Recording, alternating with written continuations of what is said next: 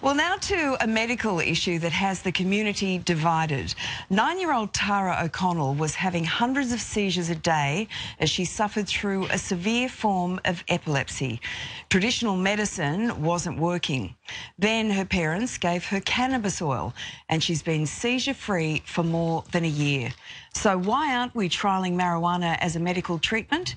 To take a closer look at this debate, I'm joined now by Tara and her parents, Cherie and David, brother Sean and sister Jasmine, as well as Australian Medical Association New South Wales President, Dr. Saxon Smith. Good morning to all of you. Thank you for joining us. Cherie, if I can start with you, can you explain to us a little bit about Tara's condition? Tara has Dravet syndrome, which is one of the most catastrophic forms of epilepsy. She was having, on a good day, 65 seizures, and on a bad day, 200. On a really, really bad day, 500. And what's involved in a seizure? She had a whole gamut of different seizure types, so everything from falling to the ground and having your classic tonic-clonic seizures, or what used to be called grand mal seizures, right through to your absent seizures, which are just staring off into space. And so, David, traditional medicine wasn't working for Tara. It must be a big call to decide to give your child cannabis oil. Yeah, well, because we'd tried all the other medications, it came down to like a last resort as to whether or not it would work or whether or not it wouldn't. I mean, what do you do? It comes down to, try, or in her case, it was she would have died. Indeed.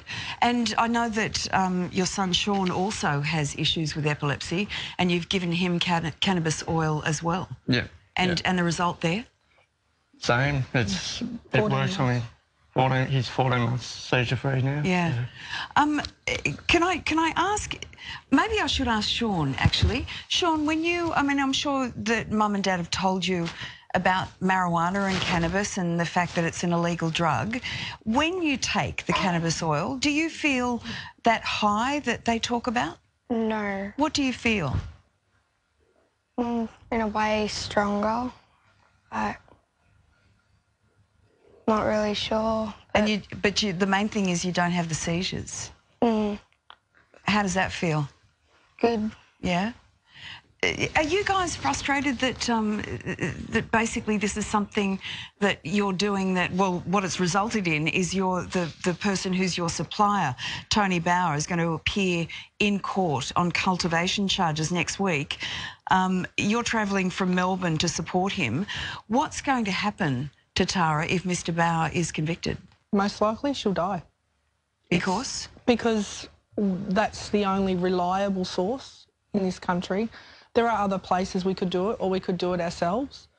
But why should we have to? Why should we be forced to use something that we don't know the quality of, or that it's going to be reliable ongoing? And I work in an industry where you need a police check and a working with children's check. Why should we be put in that position? How did you find him in the first place? Did you have to go on the black market, or? No, look, we found him through another family who unfortunately had lost their child to Dravet syndrome, and time ran out for their child, and we were told Tara was terminal. She only had 12 to 24 months. We're now coming close to that. December will be 24 months, and she's healthier than she's ever been. Yeah. We didn't want to risk her not being here, and when it was offered to us, we thought, why not? What have we got to lose? Okay, I'd like to go to Dr. Saxon Smith now. Saxon, what is your stance on using cannabis oil for medical conditions like this? It's clear that there's growing information around the world where components of the marijuana plant can be beneficial for certain conditions. If you take Dravet syndrome as an example, there is actually a trial that's been approved by the American drug authority called the FDA, and is currently running at the moment. It's about 6 months in. And they've released some very tentative results, but it's a very small group of people. And what you find in the evolution of finding new therapies for medicine is you start with small cases, such as Tara, and you build out from there with more cases, going to trials to find whether or not these things have the short-term and long-term benefits, as well as what the short-term and long-term negatives are associated with possible medication purposes. And I think everybody watching this would completely understand a careful approach to something such as this. However, being careful means taking time, and time is not something that Tara and children like her have. Well, that's right. And I think it's really important to make that distinction between, smoking a marijuana joint and the components of the plants that have potential medicinal purposes. And so it's really driving down into what we call the synthetic cannabinoids, or particularly in the Dravet syndrome and the epilepsy syndrome, is the cannabidiol component of the plant, and being really smart with how we can do these things.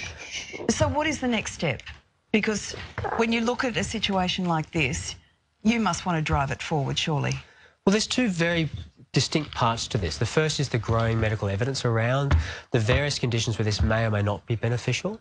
And then it comes down to the lawmakers and their appetite to explore even the use as far as allowing medical research to be performed in this space, and we can participate in the global community in that sense. How long will that take, do you think? I'm not certain. I know that in New South Wales there was a parliamentary inquiry last year into medical marijuana which recommended its use in certain conditions, but at no point did that inquiry look at the how, the why, or when it could be implemented. Yeah.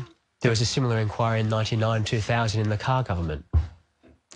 Wheels turn slowly, unfortunately, for some of these things, but the global community is looking at this, and medical evidence will continue to gather momentum in the sense of looking for those long and short-term benefits, as well as trying to balance that against any possible negative effects. Okay.